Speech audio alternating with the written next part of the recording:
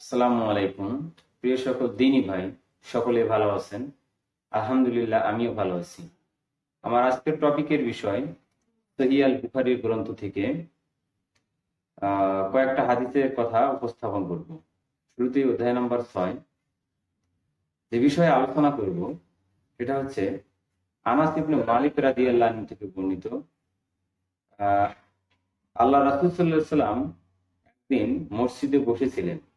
এমন তো অবস্থায় এক ব্যক্তি আগত, সে কি করলো, মোহাম্মদ সাল্লাল্লাহু আলাইহি সাল্লামকে সামনে এসে জিজ্ঞাসা করলো, ইয়া রাসূলুল্লাহ, আমি অমুক দেশ থেকে এসেছি এবং আমি আপনাকে কিছু প্রশ্ন করতে চাই। তখন বললেন, ঠিক আছে, তুমি তোমার প্রশ্ন বলে যাও।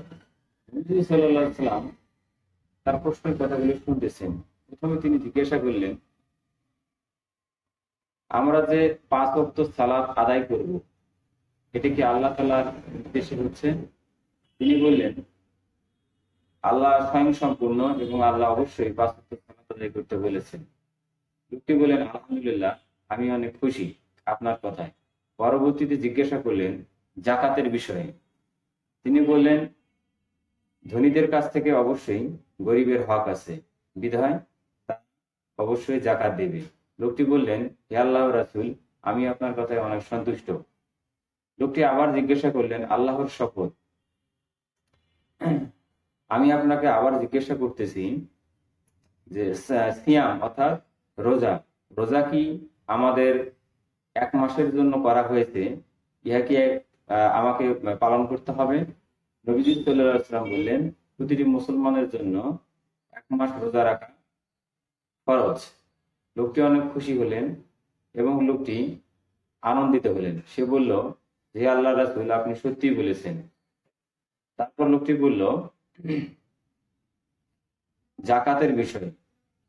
তিনি বললেন যে অবশ্যই ধনীদের কাছ থেকে জাকাত, গরিবদের হক রয়েছে। সর্বশেষে তিনি বললেন, আমি নবী সাল্লাল্লাহু আলাইহি সাল্লামের কথায়, আমি আপনার কথায় অনেক সন্তুষ্ট। আমি বিশ্বাস করি আপনার এই কথাগুলো যথাযোগ্যভাবে পালন করার চেষ্টা করব। আর আমি যখন এখান থেকে ফিরে যাব, আমার গোত্রের লোকেরা যারা আছে তাদেরকেও নির্দেশ দেব এবং তাদেরকেও বলবো যে এই নবী মুহাম্মদ সাল্লাল্লাহু আলাইহি সাল্লাম অবশ্যই আল্লাহ তাআলার প্রেরিত দূত এবং তিনি যে কিতাব নিয়ে এসেছেন এই কিতাবের কথা একদম শুদ্ধ এবং সহিহ। এই বলে লোকটি পরবর্তীতে চলে গেলেন। এই বর্ণনাটা সুফিয়ান সাউরির মতে আনাস রাদিয়াল্লাহু আনহু সূত্রে বর্ণনা করা হয়েছে। সুতরাং প্রিয় সকল দিনী ভাই, আমরা অবশ্যই চেষ্টা করব দ্বীন ইসলাম প্রচারের জন্য। সবাইকে আমার সালাম। আসসালামু আলাইকুম ওয়া রাহমাতুল্লাহ।